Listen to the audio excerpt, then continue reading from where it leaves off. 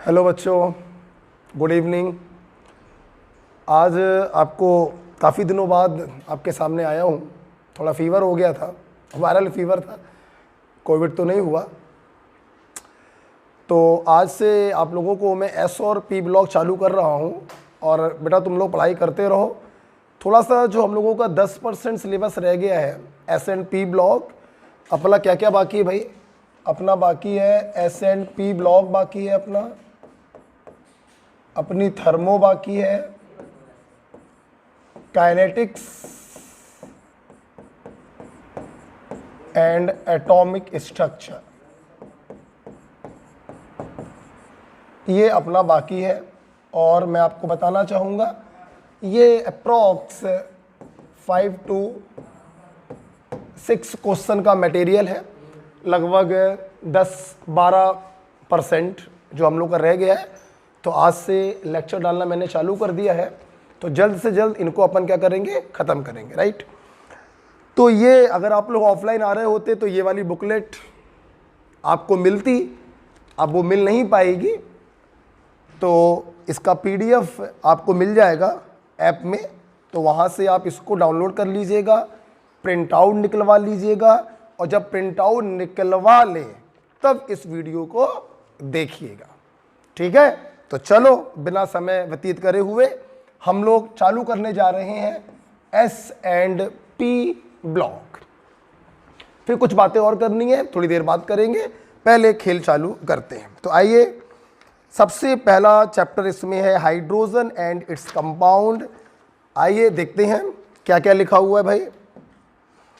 First member of periodic table, बिल्कुल सही बात है। इस पॉइंट के ब्रैकेट में लिख लो 1H, ऊपर 1 मत लिखिएगा, मुझे एटॉमिक नंबर 1 दिखाना है। क्योंकि फर्स्ट एलिमेंट ये क्यों है? क्योंकि इसका एटॉमिक नंबर 1 होता है। So this is the first element of periodic table. Lightest element of periodic table, इसके ब्रैकेट में आप इसके एटॉमिक मास को दिखाइएगा। लाइटेस्ट एलिमेंट क्यों है? क्योंकि इसका एटॉमिक मास सबसे कम होता है, एग्जैक्ट तो होता है 1.008, ठीक है। तो पूरे जितने भी एलिमेंट इस धरती पर अभी तक ज्ञात हैं उसमें से सबसे लोवेस्ट एटॉमिक मास हाइड्रोजन का ही होता है। So this is the lightest element of periodic table. Most abundant element in the universe, हाँ, इस पूरे ब्रह्मांड में सबसे ज्यादा क्या होता है? Hydrogen.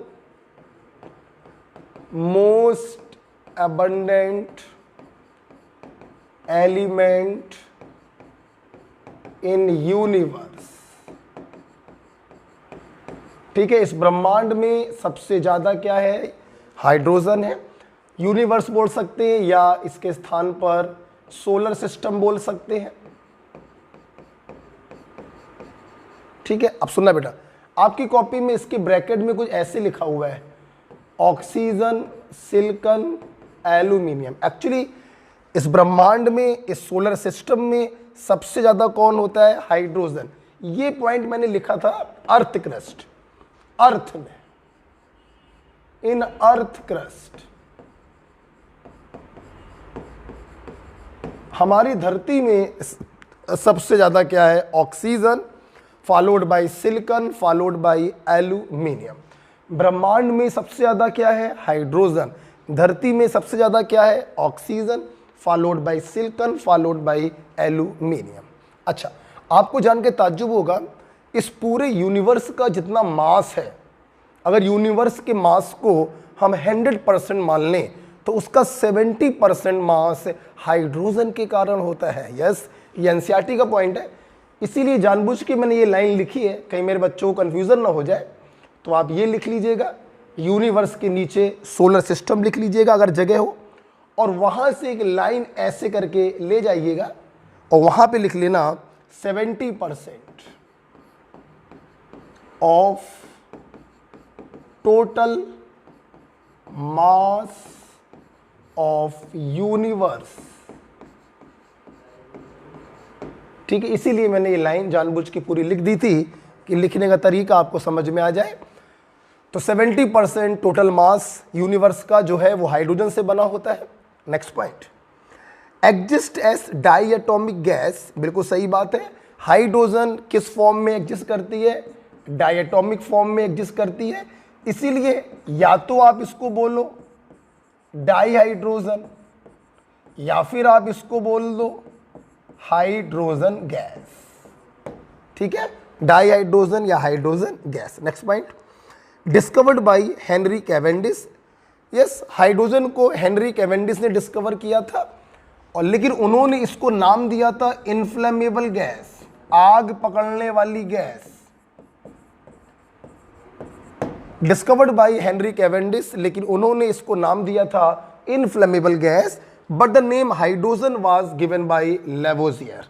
Next point, isotope of hydrogen की बात करें, सबको मालूम तो है हाइड्रोजन के 3 आइसोटोप होते हैं, प्रोटियम,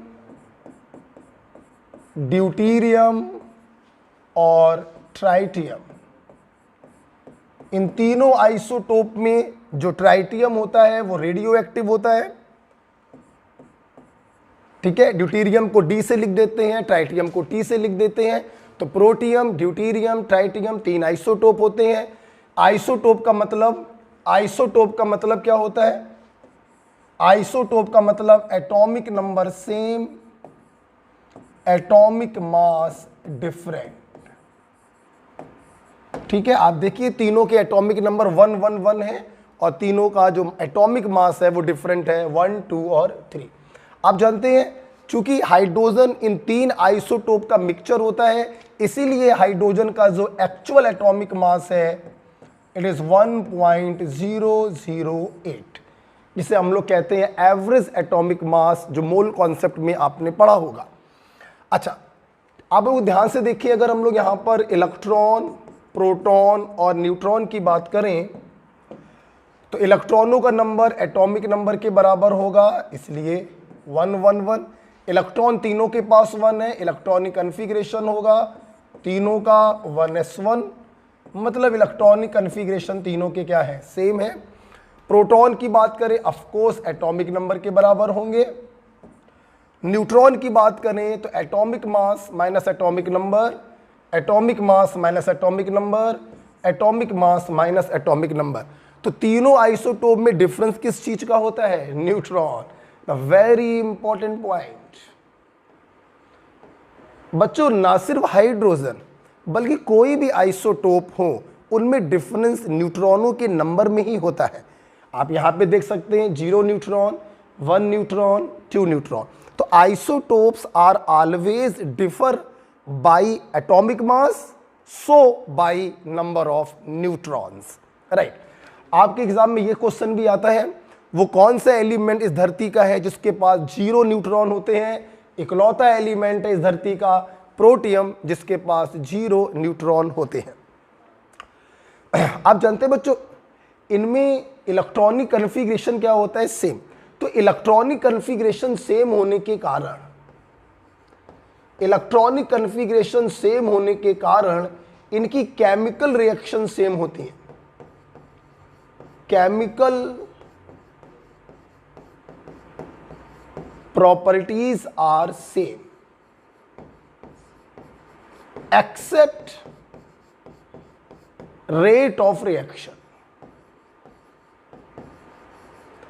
सब लिखा हुआ है, इलेक्ट्रॉनिक कन्फिगरेशन सेम होता है 1s1 1s1 1s1, इसलिए इनकी केमिकल प्रॉपर्टी सेम होती हैं, सिर्फ उनके रेट ऑफ रिएक्शन में डिफरेंस होता है।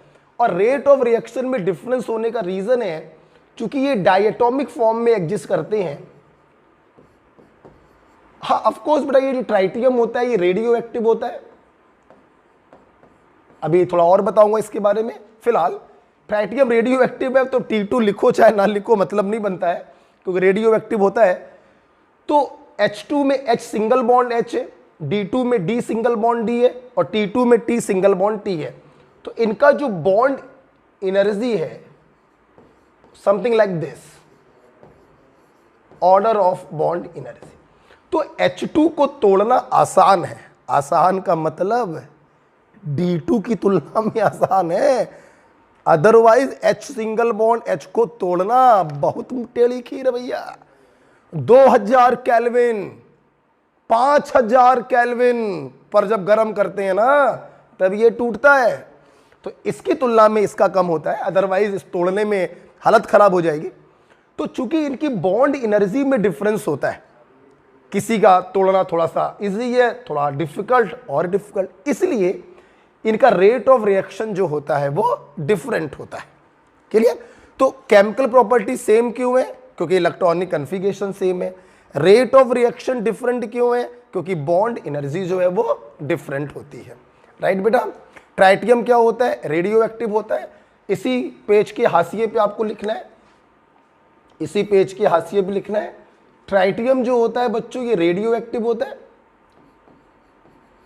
ये अपने अंदर से बीटा पार्टिकल को निकालता है। किसको निकालता है? बीटा। आपको मालूम होना चाहिए बीटा को निकालने पे एटॉमिक नंबर बढ़ जाएगा, एटॉमिक मास पे कोई फर्क नहीं पड़ता।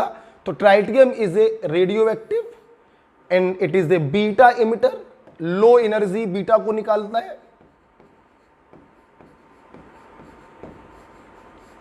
और हीलियम के आइसोटोप में बदल जाता है, ट्वाइस He3, 2 के से 4 लिख गया था। बीटा के निकालने पर एटॉमिक नंबर 1 यूनिट बढ़ जाता है, एटॉमिक मास पे कोई फर्क नहीं पड़ता है। राइट? तो आइए बेटा, अभी तक हम लोगों ने क्या पढ़ा? इसको हाशिए पर लिखना है, ये सब नहीं लिखना है, कुछ भी नहीं लिखना है, सब लिखा हुआ है, बस ये हाशिए पे लिखना है। ठीक है? सुनो, लिख लो, कुछ नहीं लिखना है, बस ये लिखना है, हाशिए पे लिखना है, बाकी सब लिखा हुआ है। आइए, hydrogen first element of periodic table because its atomic number is 1, lightest element of periodic table because its atomic mass is 1. Actually it is 1.008 because hydrogen exists in 3 isotopic form: protium, deuterium and tritium. Out of these 3 form, tritium is radioactive, it is a beta emitter, low energy beta को निकालकर helium के isotope में बदल जाता है। Isotope में हमेशा number of neutrons का डिफरेंस होता है। प्रोटियम इकलौता एलिमेंट है जिसके पास न्यूट्रॉन 0 होते हैं। इनके इलेक्ट्रॉनिक कन्फिगरेशन सेम होते हैं 1s1, इसीलिए इनकी केमिकल प्रॉपर्टी सेम होती हैं, लेकिन रेट ऑफ रिएक्शन में वेरिएशन होता है क्योंकि इनकी बॉन्ड एनर्जी जो है वो अलग अलग होती है, S2, D2 और T2। राइट बेटा? हाइड्रोजन या जो होता है वो डायटोमिक फॉर्म में एग्जिस्ट करता है। डिस्कवर किया था हेनरी कैवेंडिश ने, लेकिन नाम दिया उन्होंने inflammable gas. The term hydrogen was given by Lavoisier. Right बेटा? आइए और देखते हैं क्या क्या लिखा है। हाँ, most abundant element in universe is hydrogen. Universe की टोटल मास का 70% मास हाइड्रोजन के कारण होता है, लेकिन हमारी धरती पर सबसे ज्यादा है oxygen, then silicon, then aluminium. कुछ और लिखा हुआ है? हाँ, और लिखा हुआ है, देखिए जरा। आइसोटोप ऑफ हाइड्रोजन के बगल में 2 बिंदी बनी हुई है। These isotopes differ from one another in presence of neutron, जैसा कि मैंने बोला। टेरेस्ट्रियल हाइड्रोजन, बेटा आवाज नहीं, terrestrial hydrogen contains deuterium mostly in the form of HD। NCERT का पॉइंट याद रखिएगा, सवाल आएगा। टेरेस्ट्रियल हाइड्रोजन कंटेन तो deuterium in the form of HD, इस प्रकार सवाल पूछ सकते हैं।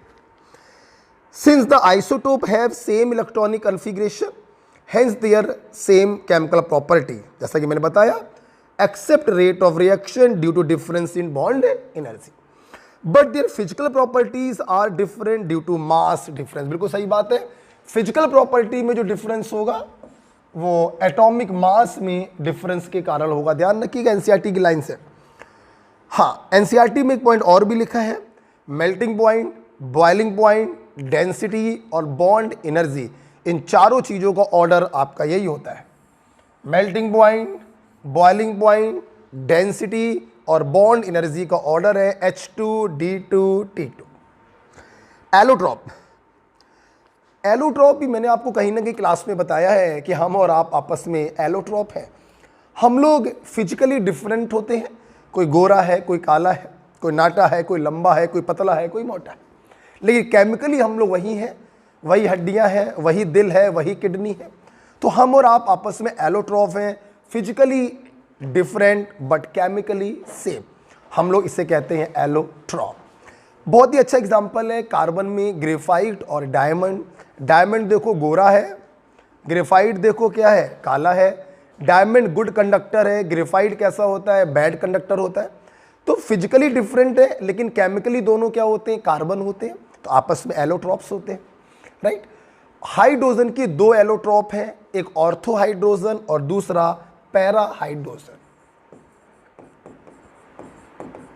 ऑर्थो हाइड्रोजन और पैरा हाइड्रोजन।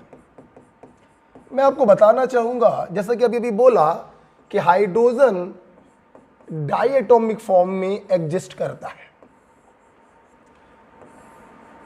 ठीक है। अब देखिए क्या है, डायटोमिक का मतलब क्या है, दोनों ने अपने अपने एक एक इलेक्ट्रॉन का साझा किया है, ठीक है, एक एक इलेक्ट्रॉन का साझा किया है और दोनों ने अपने डुप्लेट को कंप्लीट किया, हीलियम का कन्फिगरेशन प्राप्त किया, इनर्ट गैस का कन्फिगरेशन प्राप्त किया। अब देखिए क्या है, ये हाइड्रोजन, एक हाइड्रोजन ये है और सिंगल बॉन्ड से दूसरा हाइड्रोजन ये है और ये इनके इलेक्ट्रॉन्स। ऑफ कोर्स ये भी ऐसे ही होगा, बीच में न्यूक्लियस होगा, चारों तरफ एक इलेक्ट्रॉन है, ऑर्बिटल और ऑर्बिट कह सकते हैं। ये देखिए, अच्छा आपने केमिकल बॉन्डिंग में पढ़ा है कि जो बॉन्ड पेयर में जो दो इलेक्ट्रॉन होते हैं दोनों अपोजिट स्पिन में होते हैं, बिल्कुल सही है, इलेक्ट्रॉनों की स्पिन हमेशा अपोजिट होती है। अच्छा, अब न्यूक्लियस की स्पिन कैसी है, देखिए न्यूक्लियस की स्पिन अगर सेम डायरेक्शन में है तो इस एलोट्रॉप को ऑर्थो हाइड्रोजन कहते हैं, और अगर न्यूक्लियस की स्पिन अपोजिट डायरेक्शन में है तो उसे हम लोग पैरा हाइड्रोजन कहते हैं।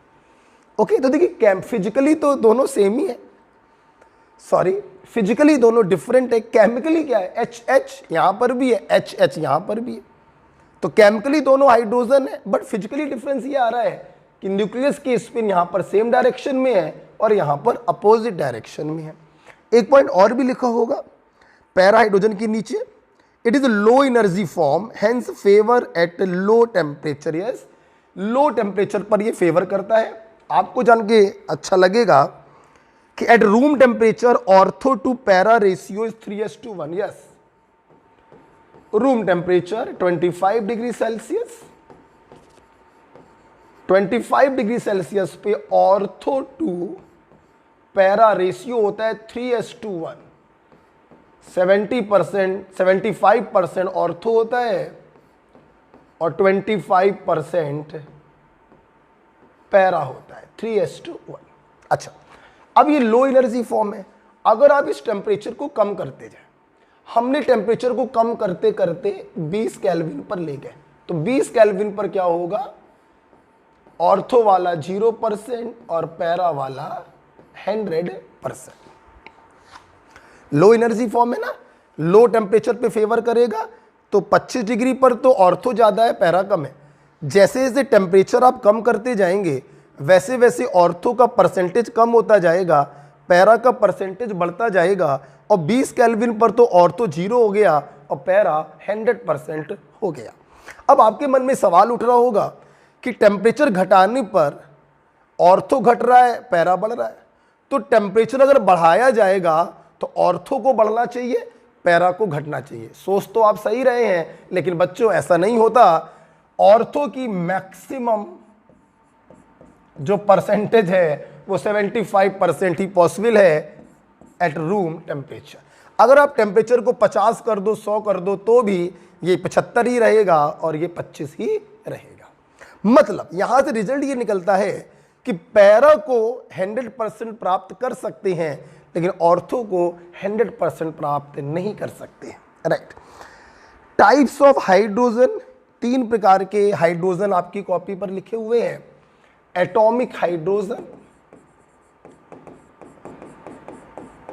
एटॉमिक हाइड्रोजन क्या होता है, ये जो मॉलिक्यूलर हाइड्रोजन है इसको हाई टेम्परेचर, जैसा कि मैं अभी लगभग 10 मिनट पहले ही मैंने बोला था कि इसको तोड़ने के लिए 2000 5000 केल्विन तक का टेम्परेचर की जरूरत पड़ता है, और इतना टेम्परेचर पैदा करते हैं with the help of electric arc. ठीक है, तो ये बॉन्ड जो होता है ये H सिंगल बॉन्ड H, ये बॉन्ड बीच से टूट जाता है और हमको प्राप्त हो जाती है atomic hydrogen. Means this process is highly endothermic. This process is highly endothermic. आपकी कॉपी भी लिखा है।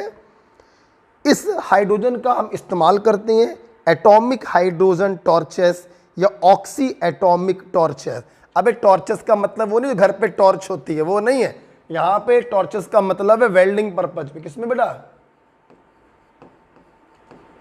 एटॉमिक हाइड्रोजन का यूज करते हैं वेल्डिंग पर्पज में under the name atomic hydrogen torches. Atomic hydrogen torches या ऑक्सी हाइड्रोजन टॉर्चेस।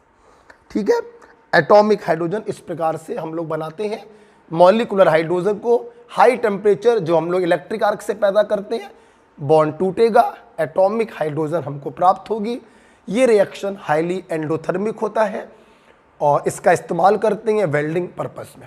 आप लोग सोच रहे होंगे वेल्डिंग पर्पज में कैसे इस्तेमाल करते हैं, तो बहुत ही आसान है। If the forward process is endothermic then the reverse process is exothermic. हाँ, जहां पे हमें वेल्डिंग करना होता है वहां पे एटॉमिक हाइड्रोजन मॉलिक्यूलर हाइड्रोजन में बदलती है, हाई टेम्परेचर पैदा होता है और उस हाई टेम्परेचर से हम लोहे को जोड़ सकते हैं। लोहा पिघल जाएगा, आपस में जुड़ जाएगा। ठीक है, तो वेल्डिंग पर्पज में यूज करते हैं। दूसरा बच्चों इसमें लिखा हुआ है नेसेंट हाइड्रोजन। देखो यार एक बात बताएं, नेसेंट हाइड्रोजन और एटॉमिक हाइड्रोजन दोनों को रिप्रेजेंट करने का तरीका तो सेम है, तो आखिरकार दोनों में अंतर क्या? अंतर है इन दोनों की प्रोडक्शन में अंतर है। एटॉमिक हाइड्रोजन जहां मॉलिक्यूलर हाइड्रोजन को ब्रेक करके प्राप्त की जाती है, नेसेंट हाइड्रोजन को हम लोग इन सिटू प्राप्त करते हैं। जैसे मान लीजिए जिंक है प्लस डाइल्यूट सल्फ्यूरिक एसिड, ठीक है, तो रास्ते में बनी नेसेंट हाइड्रोजन। अब सुनना मेरी बात, अगर तुम्हें इसका कुछ यूज करना है तो कर लो, और अगर तुमने इसका यूज नहीं किया तो दन्य से ये बदल जाएगी मॉलिक्यूलर हाइड्रोजन। मतलब नेसेंट हाइड्रोजन को हम स्टोर नहीं कर सकते, can not store. Nascent hydrogen को हम लोग स्टोर नहीं कर सकते हैं, ये रिएक्शन के दौरान बनती है।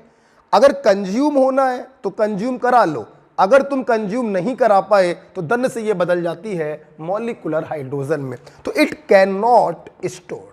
जबकि एटॉमिक हाइड्रोजन को आप स्टोर कर सकते हो, लेकिन नेसेंट हाइड्रोजन को हम इन सिटू बनाते हैं। इन सिटू हम लोग इसको बनाते हैं, स्टोर नहीं कर सकते हैं। सोर्स लिया, सोर्स ने नेसेंट हाइड्रोजन को पैदा किया, कहीं पर यूज करना है तो यूज कर लो, अगर यूज नहीं कर पाए तो दन्य से ये बदल जाएगा मॉलिक्यूलर हाइड्रोजन में। राइट, सोर्सेज वही लिखे हुए, zinc plus dilute H2SO4, aluminium plus NaOH, tin plus concentrated HCl, zinc copper couple plus alcohol. बच्चों एक बात ध्यान रखना, मोर रिएक्टिव मेटल के ऊपर लेस रिएक्टिव मेटल को डिपॉजिट कराया जा सकता है। मोर रिएक्टिव मेटल के ऊपर लेस रिएक्टिव मेटल को डिपॉजिट कराया जा सकता है। ये मैंने आपको सिखाया होगा इलेक्ट्रोकेमिस्ट्री में। तो zinc copper couple plus alcohol, ये भी एक सोर्स है। अबे हाइड्रोजन गैस बनाने के जो सोर्स है ना, वो नेसेंट हाइड्रोजन के सोर्स है। खत्म करो बात यार। कितने बार तुम लोगों ने पढ़ा, जो मेटल ECS में हाइड्रोजन के ऊपर होती हैं वो एसिड से रिएक्शन करके हाइड्रोजन गैस को निकालती हैं। नहीं पढ़ा है क्या? पढ़ा है आप लोगों ने, ठीक है। उसी प्रकार से आपने हमसे पढ़ा है एम्फोटेरिक मेटल, एग्जाम्पल के तौर पर एल्यूमिनियम, जब एल्कली से रिएक्शन करती हैं तो हाइड्रोजन गैस को निकालती हैं। ऑफकोर्स रास्ते में क्या बना होगा? Nascent hydrogen. तो जो भी सोर्स हाइड्रोजन गैस के हैं आप कह सकते हैं वो सारे सोर्स नेसेंट हाइड्रोजन के हैं। तो zinc plus dilute H2SO4, aluminium plus NaOH, zinc copper couple plus alcohol. तो मोर रिएक्टिव मेटल के ऊपर लेस रिएक्टिव मेटल को डिपॉजिट कराया जा सकता है। उल्टा पॉसिबल नहीं है, लेस रिएक्टिव के ऊपर मोर रिएक्टिव को डिपॉजिट नहीं करा सकते। अगर ऐसा होने लगे तो सोचो ना, जितने भी गोल्ड स्मगलर्स होते हैं वो सोने के ऊपर लोहे को डिपॉजिट करवा ले, आराम से लेके चले जाएं, कस्टम ऑफिसर उसको पकड़ भी नहीं पाएंगे। लेकिन ये पॉसिबल ही नहीं है। क्यों? क्योंकि आयरन मोर रिएक्टिव है और गोल्ड इलेक्ट्रोकेमिकल सीरीज में नीचे है, लेस रिएक्टिव है। आयरन के ऊपर गोल्ड को तो डिपॉजिट करा सकते हो, लेकिन गोल्ड के ऊपर आयरन को डिपॉजिट नहीं करा सकते। ठीक है। नेक्स्ट बच्चों, मॉलिक्यूलर हाइड्रोजन। अरे इसी को कहते हैं, this is called molecular hydrogen. अच्छा, एक बात आपको बताना चाहेंगे, ये सॉरी दिस इज, ये नहीं, this is molecular hydrogen. Molecular hydrogen के बारे में आपको मैं बताना चाहूंगा कि जितनी भी ट्रांजिशन मेटल्स होती हैं, ये ट्रांजिशन मेटल मॉलिक्यूलर हाइड्रोजन को एडजॉर्ब कर लेती हैं। अब इसे हम लोग कहते हैं ऑक्लूडेड हाइड्रोजन। इसीलिए बच्चों ये जो ऑक्लूडेड हाइड्रोजन होता है, इसे हम लोग स्टोरेज, हाइड्रोजन स्टोरेज कहते हैं। Hydrogen storage and source of energy. ये जो ट्रांजिशन मेटल बच्चों होती हैं, ये बहुत लार्ज क्वांटिटी में हाइड्रोजन को एडजॉर्ब कर लेती हैं। एडजॉर्ब हाइड्रोजन को ऑक्लूडेड हाइड्रोजन कहते हैं और इसका यूज करते हैं हाइड्रोजन स्टोरेज के तौर पर। And hydrogen is a good source of energy because hydrogen is a highly inflammable gas. ये ऑक्सीजन के साथ जलने लगती है और हमको ढेर सारी एनर्जी मिलती है। तो ट्रांजिशन मेटल के द्वारा हाइड्रोजन को एडजॉर्ब कर लेना हाइड्रोजन स्टोरेज कहलाता है और इसका यूज करते हैं सोर्स ऑफ एनर्जी। मैं जो बोल रहा हूं एक एक शब्द एनसीईआरटी से बोल रहा हूं, राइट? ओके, आप जानते हैं ट्रांजिशन मेटल की कैपेसिटी बहुत ज़्यादा होती है और ट्रांजिशन मेटल में भी सबसे ज़्यादा colloidal palladium, platinum, gold, nickel. Adsorbing power का ऑर्डर है। आप याद करिए चाहे मत करिए, कुछ मत करिए याद, हम तो कह रहे हैं अब कोई ज़रूरत नहीं है ये सब याद करने की। ध्यान रखना बस कि colloidal palladium the most powerful adsorber of molecular hydrogen.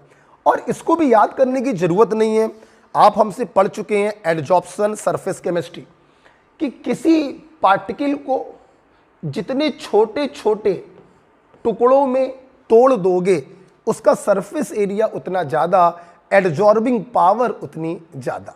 Colloidal का मतलब होता है बहुत छोटे छोटे पार्टिकल में आपने तोड़ दिया, सरफेस एरिया बहुत ज़्यादा हो गया, एडजॉर्बिंग पावर बहुत ज़्यादा हो गई। तो कोलॉइडल पैलेडियम जो होता है बेस्ट सोर्स होता है to adsorb hydrogen gas. Okay, order याद करने की कोई ज़रूरत नहीं है, ये सब बेकार की चीज़ें हैं, आपको यूज़ नहीं है, तो ये ध्यान रखिए।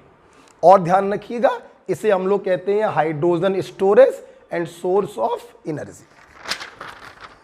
अगले पेज पर देखिए ऑर्डर ऑफ रिएक्टिविटी भी लिखा हुआ है, लर्निंग ट्रिक है बच्चों। Mona,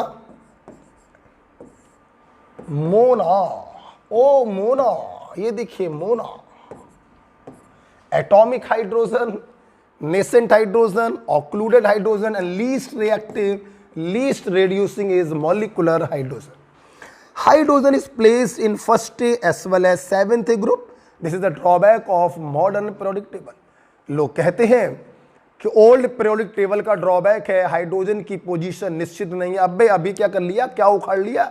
long form of periodic table में भी हाइड्रोजन की पोजीशन निश्चित नहीं है। इसको फर्स्ट ए में भी रखा है, सेवेंथ ए में भी रखा है, इसीलिए हाइड्रोजन को हम लोग वैगाबॉन्ड एलिमेंट कहते हैं, आवारा तत्व। आवारा हूं, कभी इस चौराहे पे खड़ा हूं, कभी उस चौराहे पे खड़ा हूं। क्यों खड़ा हूं ये मैं नहीं बताऊंगा, हाँ आवारा हूं। मेरी पोजीशन निश्चित नहीं है, कभी फर्स्ट ए ग्रुप में हूं, कभी सेवेंथ ए ग्रुप में। हाइड्रोजन की कुछ प्रॉपर्टी फर्स्ट ए से मैच करती हैं, कुछ प्रॉपर्टी सेवेंथ ए से मैच करती हैं। देखिए आपकी कॉपी में लिखा है सिमिलरिटी विद फर्स्ट ए, बहुत ही अच्छे पॉइंट से ये। हाँ, आप देखिए जिस प्रकार से फर्स्ट ए ग्रुप के एलिमेंट इलेक्ट्रॉन को निकालकर यूनिपॉजिटिव कैटायन बनाते हैं, हाइड्रोजन एटम भी एक इलेक्ट्रॉन को निकालकर यूनिपॉजिटिव कैटायन बनाता है। ओके, तो both are electropositive, both are electropositive with +1 oxidation number. आपको जान के खुशी होगी H+ को ही हम लोग P+ कहते हैं, प्रोटॉन कहते हैं, and this is the smallest cation.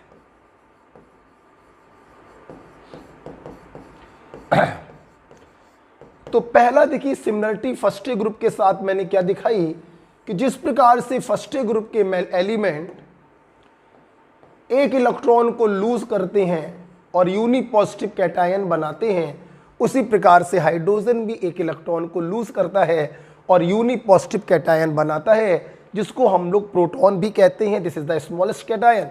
Both are electropositive, both source +1 oxidation number, right.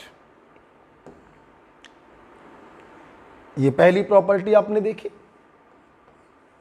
दूसरी प्रॉपर्टी आप देख सकते हैं, जिस प्रकार से फर्स्ट ए ग्रुप के एलिमेंट नॉन मेटल से कंबाइन करके अपना सॉल्ट बनाते हैं, हाइड्रोजन भी नॉन मेटल से कंबाइन करके अपना हैलाइड बनाता है। आप देख सकते हैं हैलाइड H+ X-। तो like first metal hydrogen also obtain at cathode. Of course अगर आप फर्स्ट ए ग्रुप के जो सॉल्ट हैं इनका इलेक्ट्रोलिसिस कराएं तो आप खुद विचार करो, प्लस कहाँ जाएगा? कैथोड पर। तो Na कहाँ पर प्राप्त होगा? कैथोड पर। तो अगर हाइड्रोजन के सॉल्ट का आप इलेक्ट्रोलिसिस कराएं तो ये प्लस कहाँ जाएगा? कैथोड पर। तो हाइड्रोजन गैस कहाँ प्राप्त होगी? कैथोड पर। ठीक है, और ये नॉन मेटल से कंबाइन कर रहे हैं। हाँ बिल्कुल, आप देख सकते हैं हाइड्रोजन हैलोजन से कंबाइन कर रहा है और रिएक्टिविटी ऑर्डर ये तो आपको पूछने की जरूरत ही नहीं है, ऑर्गेनिक से जानते हैं। फ्लोरीन सभी में सबसे ज़्यादा रिएक्टिव होता है, आयोडीन लीस्ट रिएक्टिव होता है। आप जानते हैं फ्लोरीन इतना ज़्यादा रिएक्टिव होता है, रिएक्ट इवन इन डार्क, अंधेरे में भी रिएक्शन कर लेता है।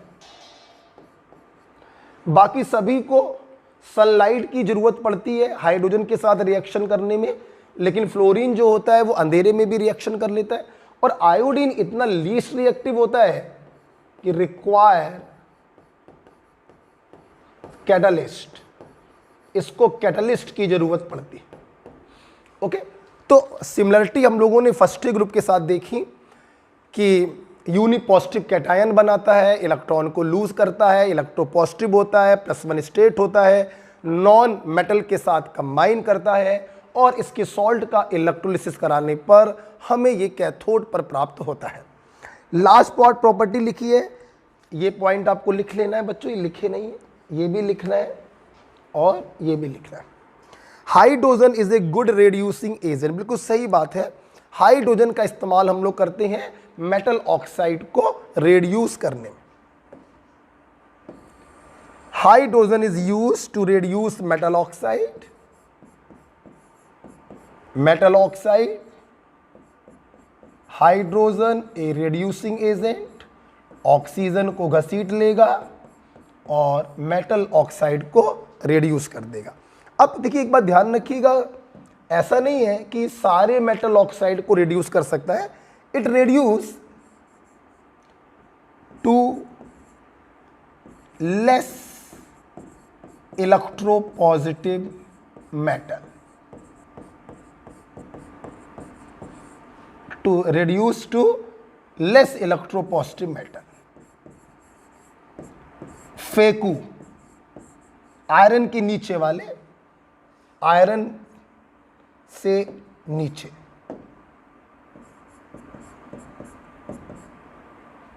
आयरन और आयरन से नीचे।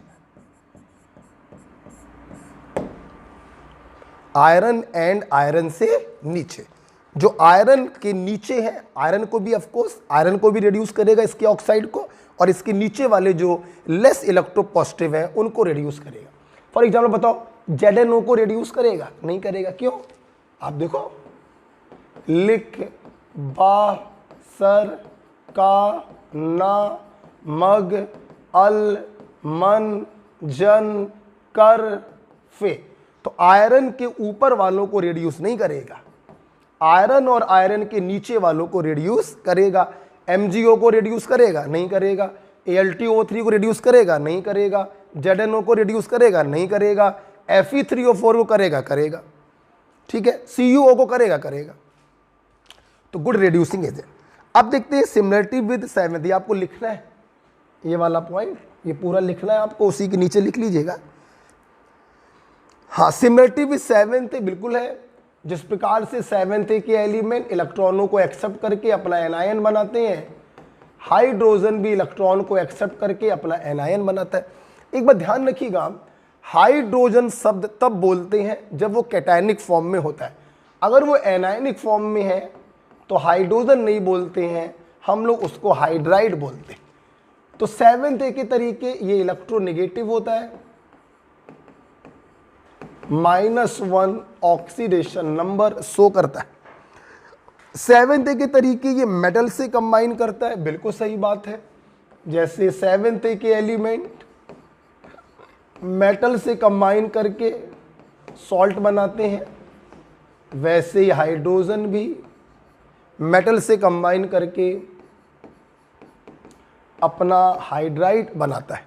और इनका अगर इलेक्ट्रोलिसिस कराओगे तो क्लोरीन एनोड पर मिलेगी क्योंकि एनायन के फॉर्म में, हाइड्रोजन भी एनोड पर मिलेगी एनायन के फॉर्म में। तो हाइड्रोजन का कैथोड पर मिलना सिमिलरिटी विद फर्स्ट है, हाइड्रोजन का एनोड पर मिलना सिमिलरिटी विद 7th है। +1 ऑक्सीडेशन नंबर फर्स्ट है, -1 oxidation number 7th। Non metal से कंबाइन करना फर्स्ट है, मेटल से कंबाइन करना 7th है। एक बहुत ही इंटरेस्टिंग यहां से पॉइंट निकल के आ रहा, सुनिएगा। आप लोगों ने पढ़ा hydrogen is a reducing agent, पढ़ा? आप देखो, जब हाइड्रोजन फर्स्ट ग्रुप की मेटल से कंबाइन करता है या सेकेंड ग्रुप की मेटल से कंबाइन करता है, तो यहां पर देखिए ये ऑक्सीडाइजिंग एजेंट है। हाँ हाँ हाँ हाँ, ये हाइड्रोजन जो एक रिड्यूसिंग एजेंट होता है, जब मेटल से कंबाइन करता है तो आप देखिए ये ऑक्सीडाइजिंग एजेंट की तरह काम कर रहा है। फर्स्ट और सेकेंड की मेटल को ऑक्सीडाइज कर देता है और खुद रिड्यूस हो जाता है। बहुत ही प्यारा पॉइंट है, राइट। हाई आयोनाइजेशन पोटेंशियल, बिल्कुल सही बात है। हाइड्रोजन के अंदर से एक इलेक्ट्रॉन को निकालना बहुत ही टेढ़ी खीर है। आप जानते हैं हाइड्रोजन का साइज बहुत छोटा है, 1s1, एक ही तो सेल है इसके पास, उससे इलेक्ट्रॉन निकालना है, फोर्स ऑफ अट्रैक्शन बहुत ज़्यादा है, एनर्जी बहुत ज़्यादा देनी पड़ती है। मतलब हाइड्रोजन का आईपी बहुत ज़्यादा है। अब बहुत ज़्यादा आईपी फर्स्ट का तो हो नहीं सकता, किसका हो सकता है? 7th का। तो high IP of hydrogen, this property resembles with 7th, not with first. Okay, reducing power first के साथ, हाई आयोनाइजेशन पोटेंशियल 7th के साथ। तो आइए, आप लोगों ने देखा कि हाइड्रोजन को हम लोग वैगाबॉन्ड एलिमेंट क्यों कहते हैं, जल्दी बोल लेते हैं। फर्स्ट के साथ similarity, electropositive, +1 oxidation number, combine with non metal, obtained at cathode, good reducing agent. 7th के साथ similarity, -1 oxidation number, electron accepting tendency, electronegative, combined with metal, obtained at anode and high ionization potential, right? हम लोग बात करते हैं preparation of hydrogen की। देखिए बेटा, जहां पे ये हेडिंग पड़ी है प्रिपरेशन ऑफ हाइड्रोजन, उसमें एक एनसीईआरटी की लाइन लिख लो, उसी के आगे लिख लो, प्रेजेंटली 77% ऑफ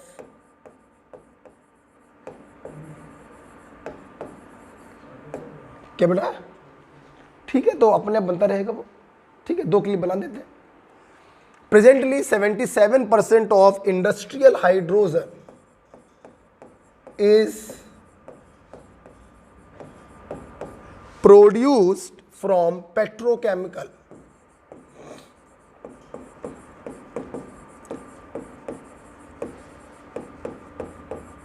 and 18%